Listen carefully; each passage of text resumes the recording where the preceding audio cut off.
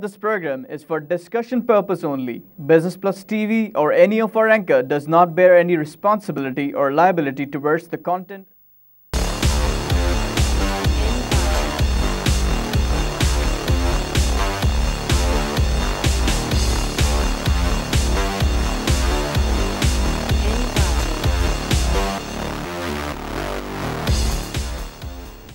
This is Business Plus broadcasting live from Karachi, Pakistan. You're watching Tips of the Trade. I am your host Tariq Khan Javed. नाज़रीन, आज की market शुरू होते ही एकदम से 34,000 को क्रॉस किया और हम बड़े खुश हो गए कि चलो कल नहीं तो आज हम सेलिब्रेट करेंगे। लेकिन उसके बाद से लोकल कुछ हालात और इंटरनेशनल हालात की वजह से बॉम्बे में भी हमने देखा कि ज़बरदस्त गिरावट आई। बॉम्बे में कल कोई आज 152 पॉइंट माइनस पे चली गई मार्केट। शंघाई भी 42 माइनस। उसके बाद हमारे यहाँ भी मार्केट गिरना शुरू हुई इनिशियल चढ़ने के बाद 109 प्लस होने के बाद 34,055 का लेवल। उसके बाद से गिरते गिरते ये एक लेवल हुई और अभी जो है 36 माइनस पे खड़ी है मार्केट। तो आज भी हम सेलिब्रेट नहीं कर सकते। लेट्स होप कि टुमारो विल बी बेटर।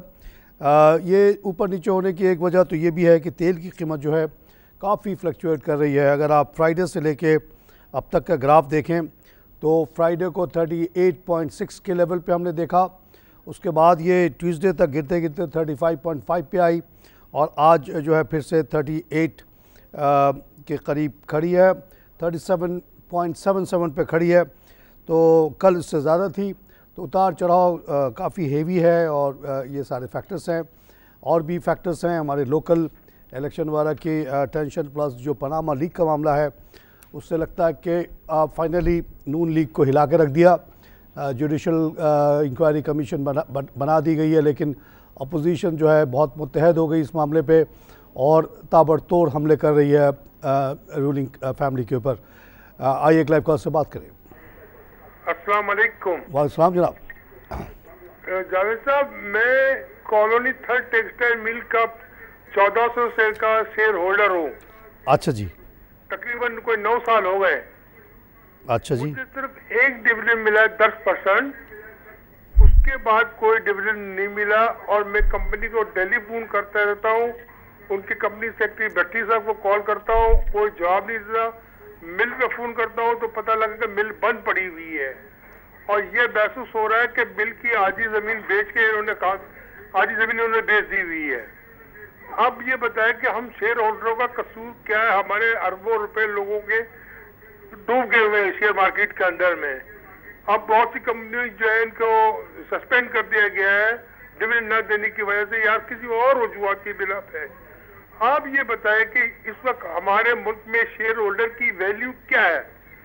क्या शेयर होल्डर की वैल्यू यही है कि पैसा लगाओ और लोगों के लिए कमाओ और लोगों को देते जाओ और आप सोते जाओ मजे के साथ? हाजी साहब, अनफॉर्चुनेटली सिचुएशन ऐसी ही है पूरे दुनिया में कि जब आप किसी भी कंपनी में पैसा लगाते हैं तो प्रोजेक्ट की वायबिलिटी के अलावा उसकी जो स्पॉन्सर्स होते हैं, जो मैनेज करते हैं, उन पे आप भरोसा करते हैं, उन पे भरोसा करके आप पैसे लगाते हैं। वो अगर बेईमान निकल जाए तो आपका पैसा डूब जाता है।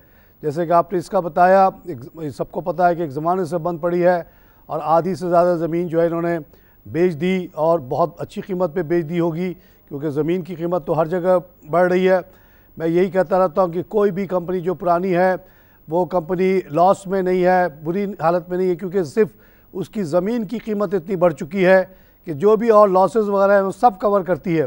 अगर इन्होंने आधी ज़मीन बेच दी है तो इनको इतनी बड़ी रकम मिल जाएगी कि कोई इंतहा नहीं है।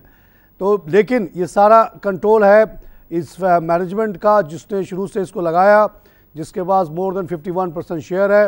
वो जो चाहे करे इस कंपनी के साथ। आप लोग as a minority share holder कुछ नहीं कर सकते लीगली। 51% ओनर जो है वो कोई भी डिसीजन ले सकता है।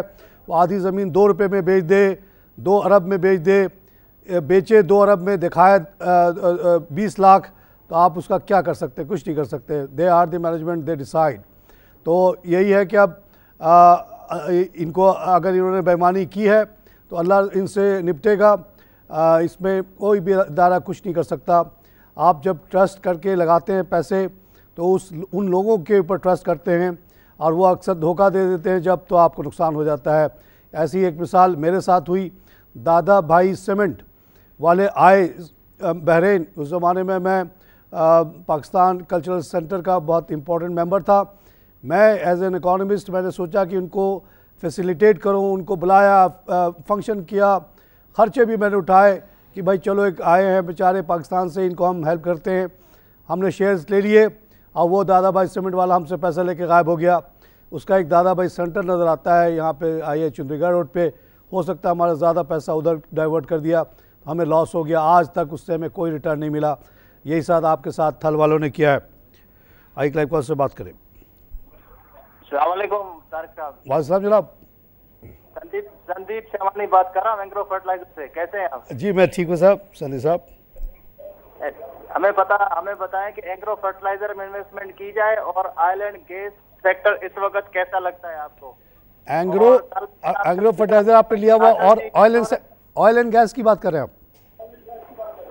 जी सर, एंग्रो फर्टिलाइजर में इन्वेस्टमेंट की कर सकते हैं। इस वक्त 72 रुपीज का चल रहा है और ये इसकी कीमत आसानी से जो राबिया शहजाद खान ने वर्कआउट की है वो 77 का इसका एक्चुअल लेवल है, लेकिन अभी आई थिंक अभी इससे नीचे है ये, इसलिए इस वक्त आप कर सकते हैं। 72 का है, इसकी वैल्यू निकलती है 77 के करीब, तो अभी इसमें गुंजाइश है, आप इस पर इन्वेस्ट कर सकते हैं।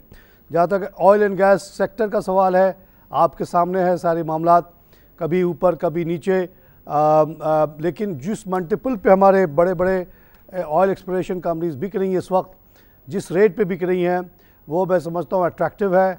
अगर आप उसको लें और ज़रा हिम्मत करके बैठ सकें तो वहाँ पे बहुत ज़्यादा अपसाइड गेन के चांसेस हैं, क्योंकि तेल की कीमत बढ़ सकती है। अगर 17 तारीख को कोई कटौती की एग्रीमेंट हो जाए, किसी तरह वो मैनेज करें, मकसद तो इनका बैठने का यही है कि कोई ना कोई रास्ता निकाला जाए, तेल की कीमत बढ़ाई जाए। तो आज 7 तारीख हो गया, 10 दिन बाकी है, देखिए इस मीटिंग में क्या होता है, तो आप एक चांस ले सकते हैं यहाँ पे। और वैसे भी जो रिटर्न्स हमारी हैं एक्सप्लोरेशन कंपनीज़ के वो बुरी नहीं हैं, क्योंकि उनका रेट भी नीचे आया, उनकी कमाई भी कम हुई है, तो कमाई और रेट जो है अच्छा ठीक मैच कर रहा है, कोई इसमें नुकसान नहीं है। आई क्लाइव कॉल से बात करें।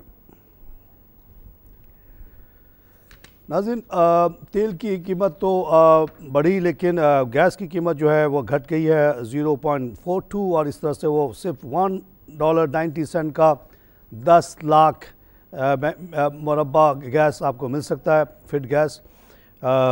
ये इन दोनों की एक रिलेशनशिप है और इस पर मैं गहरी नज़र रखता हूँ कि गैस अगर सस्ता होता है तो पेट्रोल महंगा नहीं हो सकता, ज़्यादा खींच के वो नीचे लाएगा उसको। ये उतार चढ़ाव के नतीजे में हमने देखा कि कल रात को डाउ जोन्स प्लस था, मगर नीके माइनस पे आ गया, नीके प्लस रहा, हाइसेंग 54 प्लस, नीके 34 प्लस, लेकिन शंघाई से गिरावट शुरू हुई है 42 माइनस, और सेंसेक्स 152 माइनस, सिंगापुर 2.3 प्लस, और डाउ जोन जो था अच्छा खासा प्लस था 112, SP 21, नैस्डैक 76। और इस वक्त जो यूरोपियन मार्केट्स हैं उसमें हम देख रहे हैं कि लंदन की मार्केट प्लस है, जर्मन मार्केट प्लस है, फ्रेंच मार्केट प्लस है, और स्पेनिश मार्केट माइनस में है। आइए क्लाइव कॉल से बात करें। वालेकुम जी बोले, मेरी हमेशा लाइन कट जाती है आपसे बात करते। जी सर, क्या बोले? लाइन कट जाती है मेरी। मैंने ये गनी ऑटोमोबाइल भी लेना चाहिए या गनी ऑटोज ऑटो में भी? हाँ जी, ऑटो, हाँ ये लेना चाहिए, क्योंकि ऑटो सेल्स बढ़ रहे हैं, ये रिक्शे बनाते हैं, इनके हमने ऊपर आते हुए देखा है, इसमें मज़ीद गुंजाइश है, क्योंकि मुल्क में सबसे ज़्यादा ज़रूरत है छोटी गाड़ियों की। और जैसे ये अभी फ़िलहाल तो ये 3 व्हीलर्स जो हैं काफ़ी रिक्वायरमेंट को पूरी कर रही हैं, लेकिन जिस रेट पे पाकिस्तान में 3 व्हीलर्स मिल रहे हैं, उसी रेट पे इंडिया में 4 व्हील नानो गाड़ी बिक रही है। तो यहाँ पे ज़रूरत इस बात की है कि गनी ऑटोमोबाइल टाइप के लोग जो हैं वो सस्ती गाड़ियाँ बनाएं, 300-400 सीसी की 4 व्हील हो वो, और नानो के कीमत पे 2.5-3 लाख पे अगर बिके, बहुत बड़ा सेगमेंट है। तो फ़िलहाल Ghani is doing well with his 3 wheelers. आई क्लाइव कॉल से बात करें। हेलो हेलो, इसके अलावा और कौन सा शेयर ले लेना चाहिए अगर अच्छा। थोड़ा सा फाइनल? देखिए सर, मैं आजकल मैं अपने तरफ से नाम नहीं लेता, जो वॉल्यूम लीडर्स होते हैं उसी में से मैं बताता रहता हूँ कि कौन से लेने चाहिए। उसमें सेफली है क्योंकि ऑलरेडी वो बिक रहा है, मेरे कहने या ना कहने से कुछ नहीं होता। दीवान सीमेंट जो है उसमें 14.4 मिलियन का काम हुआ, आज 21 पैसा बढ़ के 1573।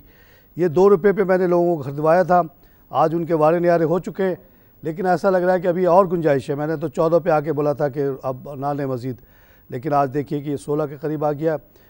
जिसके पास है दीवान मोटर, दीवान सीमेंट, वो बेचे नहीं, नए ख़रीदने के लिए मैं अभी फ़िलहाल रिकमेंड नहीं करता, मुझे बहुत हाई लग रहा है इस वक्त। आइए लाइव कॉल से बात करें। अस्सलाम वालेकुम। वालेकुम। क्या हाल है आपके? जी मैं ठीक हूँ, अल्लाह का शुक्र है। सर खैरियत से हैं? आज टेस्ट लग रहे हैं। जी सर। अच्छा ये बताएं, ये GHNL का क्या फ्यूचर है? GHNL Gandhara Nissan Nissan collaboration की बातें चल रही हैं इस वक्त रेनॉल्ट से, वॉक्सवैगन से, और ये इनका एक प्लांट बंद पड़ा है जिसको रिवाइव करने की कोशिश की जा रही है। तो इनका फ्यूचर काफ़ी अच्छा लग रहा है, अगर लेके रख सकते हैं तो रख लें। और जब तक कोई नया प्लांट नहीं लगता तो एग्जिस्टिंग जो 4 प्लेयर्स हैं उनके तो वारे न्यारे हैं, तो अगर आप लग जाए तब भी अच्छा, ना लगे तब भी अच्छा। गंधारा इज़ ए गुड बेट। नाज़रीन, अगर हम वॉल्यूम लीडर की बात करें तो नंबर 2 PIA है, 8.8 पे आया, 57 प्लस 13.3। आपने सुन लिया कि PIA की निष्कारी जिस तरह से पहले होने वाली थी वो नहीं हो रही है, लेकिन कुछ मैनिपुलेशन हो रही है। एक तो होटल को अलग कर लिया गया, फिर एक पाकिस्तान एयरवेज़ बना दिया गया है, तो अब PIA क्या होगा, रहेगा नहीं रहेगा, कुछ समझ में नहीं आ रहा है। हो सकता है कि अब ज़्यादा ऑपरेशन इधर शिफ्ट कर दें और PIA को आस्ते आस्ते ख़त्म कर दिया जाए।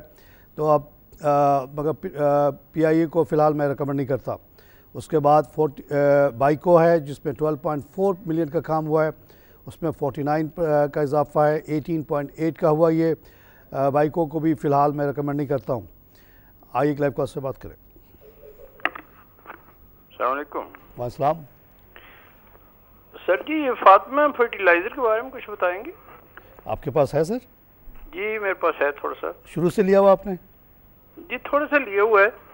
IPO लिया था? लेकिन ये आजकल बहुत नीचे आया हुआ है, प्रॉफिट भी अच्छा खासा दे रहा है और रेट भी बहुत नीचे आया हुआ है। IPO किया था आप? IPO से लिया था आपने? नहीं IPO नहीं, वैसे रूटीन में लिया था। अच्छा जी। देखिए फातिमा फर्टिलाइज़र के बारे में मेरी व्यू शुरू से अच्छी नहीं है। जब मैं आया था उसी बार में IPO हुआ था ये, तो 250 पेज का उनकी जो वो थी मैंने पढ़ी थी, जो आम तौर से लोगों ने नहीं पढ़ी। उससे मुझे पता चला था कि ये पुराना प्रोजेक्ट है, काफ़ी बंद पड़ा हुआ था, इस पर फाइनेंशियल कॉस्ट बहुत हेवी, लॉसेस पुराने हैं। तो मैंने कहा था कि ये प्रोजेक्ट जो है इतना अच्छा नहीं है, उससे तो अच्छा कोई नया प्रोजेक्ट होगा, तो इसको मैंने फेवर नहीं किया था। आज भी मुझे बहुत अच्छा नहीं लगता। अभी इसने जो प्रॉफिट दिखाया लेकिन वो डिविडेंड वाला नहीं दिया, उसकी वजह होगी। वजह ये होती है कि जब आप प्रॉफिट डिक्लेयर करते हैं लेकिन आपको ये लगता है कि कुछ हिडन लॉसेस वगैरह मौजूद हैं, तो आप उस तरफ कवर करने की कोशिश करते हैं, आप डिविडेंड नहीं देते। You are not very confident of the profit which you have made. तो इस कंपनी में थोड़ा सा इनके क्या कह सकते हैं कि कुछ पुराने मसाइल जो हैं वो कैरी फॉरवर्ड करते चले जा रहे हैं। आइए क्लाइव कॉल से बात करें। नाज़रीन, वॉल्यूम लीडर कंटिन्यू करते हैं। उसके बाद डेस्कॉन केमिकल है, 81 पैसे का इजाफा, 7.84। इसको भी मैं रिकमेंड नहीं करता। 12 मिलियन का काम हुआ है, मेरे रिकमेंड करने ना करने से कोई इफेक्ट नहीं पड़ता, लोग ख़रीद रहे हैं, बेच रहे हैं। Jahangir Siddiqui company is the next with 10.6 million, इसको भी मैं फेवर नहीं करता। TRG पाकिस्तान 10 मिलियन का काम हुआ, 10.4, वहाँ 12 पैसे का लॉस है, 32.72। TRG की जो मेरी नज़र में रेट है वो 28 की है। ये बढ़ा के बहुत ऊपर भी ले जाते हैं, नीचे भी ले आते हैं, तो at this rate I don't recommend. Karachi electric में 26 पैसे का नुकसान है, कराची इलेक्ट्रिक भी मूव नहीं कर रहा। 2009 से इसको यही 6, 5, 6, 7, 8 के ऊपर ही देख रहा हूँ। बड़ा डिसअपॉइंट किया इन्होंने, इसको भी रिकमेंड नहीं करता मैं। दीवान मोटर 10.10 का हुआ। यहाँ लगता है कि कुछ रेनॉल्ट वालों के साथ जो इनकी पहले बात चली थी या पुराना सेंट्रो को फिर से बनाने की कोई बात चल रही है कि यहाँ पे मूवमेंट है। ये 2 रुपये से उठ के शेयर यहाँ पे आया है। ऑल विल डिपेंड कि ये नई गाड़ी लाते हैं या नहीं लाते। इसको भी मैं इतना रिकमेंड नहीं करता। आइए क्लाइव कॉल से बात करें। कॉर्पोरेशन उसकी सेलिंग बनती? हेलो जी, फिर से बोले। एंग्रो कॉर्पोरेशन की? नहीं, एंग्रो कॉर्पोरेशन की सेलिंग नहीं बनती, इसलिए कि आप जस्ट वेट करें। जैसे ही एंग्रो फूड का डील अगर 162 पे होता है तो इनको बहुत बड़ा गेन होने वाला है कि इनका जो बुक वैल्यू है एंग्रो फूड के 51% शेयर की, वो काफ़ी कम है compare to the rate which फीसलैंड इज़ ऑफरिंग। तो इनको एक बहुत बड़ी विंडफॉल प्रॉफिट होने वाली है एंग्रो कॉर्पोरेशन में, तो इसको आप होल्ड करके रखें भी। और एंग्रो कॉर्पोरेशन 5-6 कंपनी का मजमुआ है, अब वो अपने आप को रीपोजिशन कर रहा है। ये फूड वाला से निकल के ज़्यादा अब एनर्जी के साइड पे जा रहा है। आई क्लाइब कॉल से बात करें। हेलो, अस्सलाम वालेकुम। अस्सलाम। मैं ये ई फूड्स में इन्वेस्ट करना चाह रही हूँ। मुझे तो बिल्कुल नहीं पता किस तरह इन्वेस्ट किया जाता है, और वो आप मुझे बताएं कि मैं क्या करूँ और कितना इन्वेस्ट करूँ। अच्छा जी, आप जनरली बात कहता हूँ कि आपको पहले तो एक शेयर अकाउंट खोलना पड़ेगा, जो कि आजकल बहुत आसान है। 400 ब्रोकर्स हैं, आप आजकल इंटरनेट पे भी काम हो जाता है। तो आप पहले तो एक छोटा सा अकाउंट खोल लें कहीं भी, जो भी आपको पसंद हो। अगर करीब में कोई है ऑलरेडी ऑफिस वगैरह, वहाँ जाके खुलवा लें। उसके बाद जो है आपको मशवरा ये होगा कि अगर आपके पास 1 लाख रुपया है तो उस पर से सिर्फ 33,000 रुपये जो है आप शेयर्स पे लगाएंगी, 33,000 आप लगाएंगी प्रॉपर्टी में, 33,000 लगाएंगी आप डिपॉजिट पे रख देंगी उसको। 33,000 में भी यहाँ 32 सेक्टर्स हैं। कोशिश आपकी होनी चाहिए कि 32 सेक्टर से एक एक शेयर उठा लें। जहाँ तक ई फूड का सवाल है, मैं इसको पसंद करता हूँ, इसका मैं बहुत बड़ा फ्यूचर देखता हूँ। जिस कंपनी ने आके इसका 51% शेयर लिया, फीसलैंड कंपनी, उसके मैं प्रोडक्ट इस्तेमाल करता रहा हूँ। हॉलैंड में बहुत ज़बरदस्त कंपनी है, और पाकिस्तान में आपको देखिएगा कि फूड में बहुत बड़ी तब्दीली लाएगी। आपको ऐसे ऐसे नए मिल्क प्रोडक्ट खिलाएंगे जो आपने कभी सोचा ही नहीं था। तो वो एक बहुत बड़ी प्लान के साथ आ रहे हैं। मैं समझता हूँ कि ये 162 पे तो जाएगा ही जाएगा, उसके आगे भी जाएगा ये। और अगर आप इसको पूरी देर तक होल्ड कर लेंगी, जो कि आपको करना चाहिए, तो ये 1000 रुपये का भी शेयर होगा। तो आप ई फूड में ज़रूर लगाएं, लेकिन बाकी पैसे और दूसरी जगह भी लगाएं। मैं जो नाम लेता रहता हूँ उसमें से उठा लें, और सेक्टर वाइज आपको बांट के रखना है। सारा पैसा एक सेक्टर की बिल्कुल नहीं लगाना। आई क्लाइब कॉल से बात करें। जी, अस्सलाम वालेकुम। वालेकुम सलाम। नाम है मेरा। जी साहब, मैं ठीक हूँ। मुझे ये बताइए, ये लक्सन टोबैको कंपनी होती थी, अब इनके शेयर मेरे थे फिलिप मॉरिस वाले में ले लिए थे। जी जी। अब जो है ये कंपनी लक्सन की जमाने में तो बड़ा अच्छा प्रॉफिट देती थी, लेकिन अभी कई सालों से कोई प्रॉफिट नहीं आ रहा, और ना ये अभी स्टॉकिंग से कोटेशन इसके आते हैं। अब क्या करना चाहिए इसके शेयर से मेरे पास? फिलिप मॉरिस कोट होता है रेट? नहीं, आजकल मैंने उसका रेट ही नहीं देखा है। देखिए, ये सिगरेट बनाने वाले तो पैसा पीटते हैं, बहुत ज़्यादा कमाते हैं। Despite the negative publicity the sale keeps going up. तो ये तो बड़ा प्रॉफिटेबल कारोबार है। और आपके पास पहले से इसका शेयर है, तो Philip Morris world wide is doing very well, Pakistan में भी अच्छा कर रही है। तो ये शेयर अब डिविडेंड क्यों नहीं दे रही, नहीं पता। हो सकता है एक्सपेंशन वगैरह में जा रहे हो।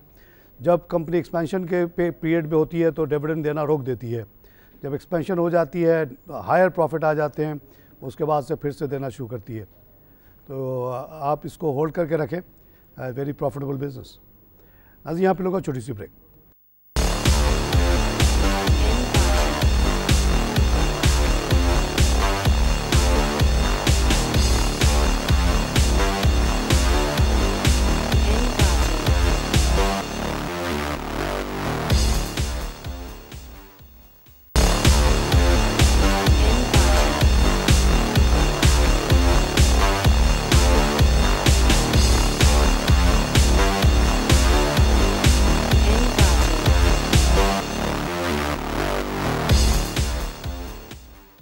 Welcome back to tips of the trade. नाज़रीन, एक अनाउंसमेंट है कि पिकिक इंश्योरेंस कंपनी और क्रिसेंट स्टार जो है मर्ज हो जाएगा। तो आप लोगों को जिनके पास भी ये शेयर्स हैं, उनके लिए अच्छी बात है कि दोनों मिल के स्ट्रॉन्गर कंपनी बन जाएंगे। इस सिलसिले में अप्रूवल्स ली जा रही हैं। एक अच्छी खबर ये है कि पंजाब की इंडस्ट्री जो है 24 घंटे उसको गैस मिल रहा है, और उसकी वजह हुई है कि अब ये जो लिक्विफाइड नेचुरल गैस है, वो जो सुई नॉर्दर्न गैस को अवेलेबल है, वो है 470 MMCFD, जिसकी वजह से आप देख रहे हैं कि CNG स्टेशंस भी खुल गए और इंडस्ट्री को भी 24 घंटे गैस मिलना शुरू हो गई है। और ये जो अवेलेबिलिटी ऑफ गैस है ये बढ़ के हो जाएगी 1200 MMCFD by the end of this year. तो इस तरह से हमारी जो है ना एनर्जी क्राइसिस आस्ते आस्ते सॉल्व हो रही है और उसमें LNG ने बड़ा कलीदी किरदार अदा किया है। आइए एक लाइव कॉल से बात करें। अस्सलाम वालेकुम तारिक साहब। वालेकुम जनाब। सर PIA के बारे में बताइए, मैं इसमें इन्वेस्ट कर दूं क्या, इसका फ्यूचर देख रहे हैं जी? फिर से कहिएगा नाम। PIA सर, इसके जो आजकल बिल शिल भी पास हो रहे हैं इस बारे में। सर बिल कहाँ पास हुआ? बिल तो एक तरह से रोक दिया गया फिलहाल। जिस तरह से हम चाह रहे थे कि इसको प्राइवेटाइज किया जाए, कोई आके ले ले इसको चला ले, वो तो नहीं हुआ। स्ट्रैटेजिक पार्टनर तो कह रहे हैं कि बना लो, लेकिन मैनेजमेंट जो है जैसे चल रही वैसी चलेगी तो कोई फ़ायदा नहीं होगा। असल बात तो होती है मैनेजमेंट चेंज होने की। अगर यही मिनिस्ट्री ऑफ डिफेंस वाले इसको चलाएंगे तो जो अभी हाल है उससे भी ज़्यादा बुरा हाल होने वाला है। स्ट्रैटेजिक पार्टनर क्यों अपना पैसा लगाया ऐसी जगह पे, ख़ास तौर से जब उसमें से जो क्रीम था उस इदारे का, 2 होटल्स न्यूयॉर्क और पेरिस में, वो भी निकाल लिए गए। तो बचा क्या PIA में? एक लॉस मेकिंग यूनिट को कोई क्यों लेगा? तो ये तो पूरा आप PIA से दूर रहें इस वक्त। नाज़रीन, एक और जो इम्पोर्टेंट ख़बर है वो ये है कि गवर्नमेंट जो है जा रही है गंदम ख़रीदने के लिए। 33 रुपये पे ख़रीदेगी, जबकि दुनिया भर में 22 रुपये का गंदम बेइंतहा मिलता है। 7 मिलियन गैस ख़रीदेंगे ये, जिसमें 1.5 सिंध और बाकी पंजाब ख़रीदेगा। मैं समझता हूँ ये बिल्कुल ही गैर ज़रूरी चीज़ है, जिससे प्राइस डिस्टॉर्ट होके हमारे यहाँ आटा 50 रुपये का मिलता है, जबकि दुनिया भर में गंदम की कीमत 22 है। ये अपने मराइया जो ख़ास लोग हैं उनसे ये हाई रेट पे ख़रीदते हैं, इससे पूरी डिस्टॉर्शन आ जाती है मार्केट में। 33 रुपये पे लेने के बाद मिलर्स को मौका मिल जाता है कि वो 40-50 पे आटा बेचें। अगर ये ना लिया जाए या लिया जाए तो 22 रुपये पे लिया जाए तो ये डिस्टॉर्शन कम हो सकता है। मैं समझता हूँ कि आजकल के दौर में कोई ज़रूरत नहीं है इस तरह के गवर्नमेंट को इन्वॉल्व होने की इन चक्करों में। 27 मिलियन टन पैदा होता है, 7 मिलियन लेके आप क्या कर लेंगे? आजकल छोड़ दें आप प्राइस सिस्टम पे, कोई चीज़ की कमी उम्मीद नहीं होती है। कमी होगी दुनिया भर से हम इंपोर्ट कर लेंगे। ये ब्रिटिश दौर नहीं है जब 3 करोड़ लोग भूख से मर गए और ब्रिटिश गवर्नमेंट कंट्रोल करती रह गई। कंट्रोल से कुछ नहीं होता। अगर परचेजिंग पावर है तो हर चीज़ खरीदी जा सकती है, कहीं ना कहीं से आ जाती है, स्मगलिंग हो जाती है, कहीं ना कहीं से आ जाती है। परचेजिंग पावर ना हो तो प्रॉब्लम आता है। आइए एक लाइव कॉल से बात करें। हेलो, अस्सलाम वालेकुम। वालेकुम जनाब। तारक साहब क्या हाल है? मैं ठीक हूँ जी, बहुत खुश हूँ। 34,000 नहीं हो रहा, इसका अफसोस है। जी सर। तारक साहब जी, आप ये BOP के बारे में क्यों नहीं थोड़ा बहुत लेक्चर देते तारक साहब? BOP? हाँ सर, बैंकर रहा हूँ इसलिए ज़्यादा समझता हूँ BOP को और लोगों से। मैं समझता हूँ वहाँ एक अंदरूनी जंग चल रही है क्रेडिट डिपार्टमेंट में और मार्केटिंग डिपार्टमेंट में। मार्केटिंग डिपार्टमेंट उसको बहुत हेल्दी और अच्छा बैंक बताना चाहता है और इंडीड बहुत प्रॉफिट भी हो रहा है वहाँ पे, ऑपरेटिंग प्रॉफिट है।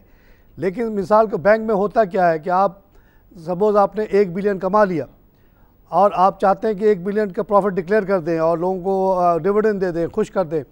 लेकिन एक दूसरा डिपार्टमेंट होता है जिसको कहते हैं क्रेडिट डिपार्टमेंट। वो कहता है जी नहीं, 1 बिलियन जो है इसको रोक लो, ये प्रोविज़न में डालो। प्रोविज़न से मतलब ये है कि जो बुरे जात हैं उसको कवर करो।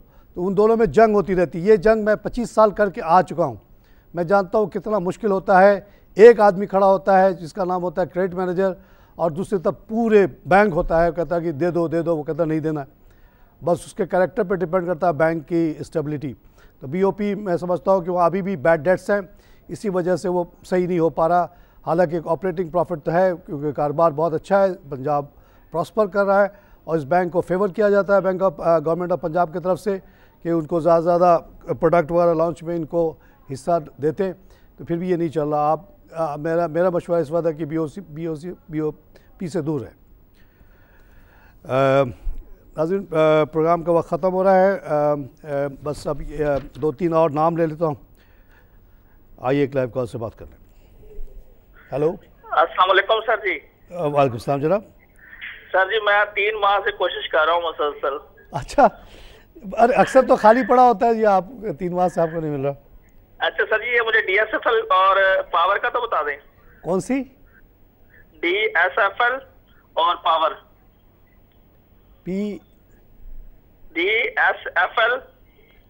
DSFL। अच्छा, ये दीवान सलमान फारूक, ये फाइबर। जी जी, ये फेल कंपनी है, इससे दूर है। और देखिए, केमिकल की तमाम कंपनी फेल हो गई पाकिस्तान में, बिकॉज जो गल्फ़ से कंपटीशन है बहुत सख्त है और हम इस फील्ड पे कामयाब नहीं हो सकते।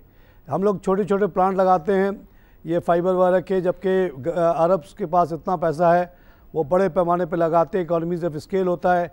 इसीलिए हम देख रहे हैं कि लोटे भी अच्छा नहीं कर रहा है, DSFL भी अच्छा नहीं कर रहा है और एग्रो पॉलीमर भी अच्छा नहीं कर रहा।